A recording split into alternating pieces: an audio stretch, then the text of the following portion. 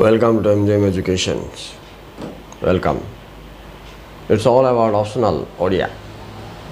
Plus 2 CHSC Board Examination 2022 Guidance.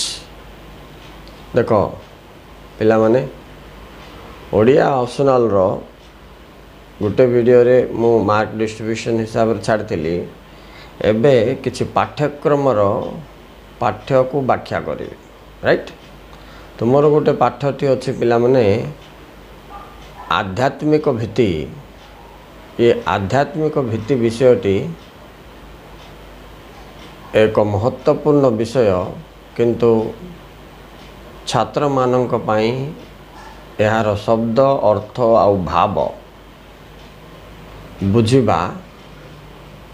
टिके कष्टसाध्य right तेणु ए पाठ को मु कौन करुच्ची आप तुमर लेखिबार शैली हिसाब रे किभली तमे पॉइंट पॉइंट करी लेखिबो तार कौशलटी कहीदेवी देखो एठी दुईटी कथा अच्छी आरंभ हम प्राचीन सभ्यता प्राचीन कालर सामाजिक जीवन और आध्यात्मिक भीति शेष हम आधुनिक जीवन रे लोक माने आध्यात्मिकता ठारू किभली भिन्न बा दूर होइथिबारु विभिन्न कष्ट रो शिकार होइचंती तेणु आध्यात्मिक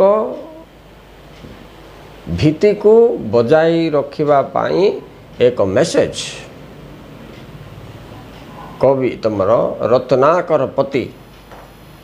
देइचंती +2 पिला मानक जेते सब कविता प्रबंध तुम सब पढ़ुच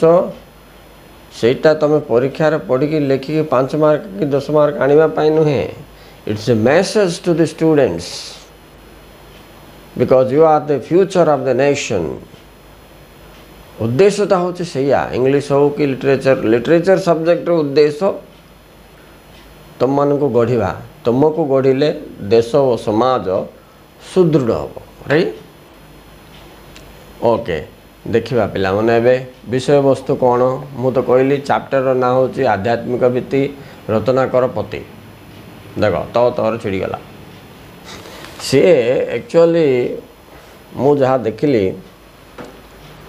तांकर लेखनी शैली से दार्शनिक तत्व उपरे आधारित करी उक्त विषयटी को वर्णना करछंती राइट एटा को तात्विक प्रधान तात्विक प्रबंध बोली कहा जाउछ एहा वेदांत उपनिषद ओ तात्विक दार्शन उपरे आधारित एठारे रत्नाकर पति प्राचीन भारत सभ्यता जीवन आधुनिक जीवन रे अनेक परिवर्तन को दर्शाई ताहा मु मोर नेक्स्ट वीडियो रे पूरा सारा कथा माध्यम रे तुमको एक्सप्लेन करछि देखो थैंक यू फॉर वाचिंग।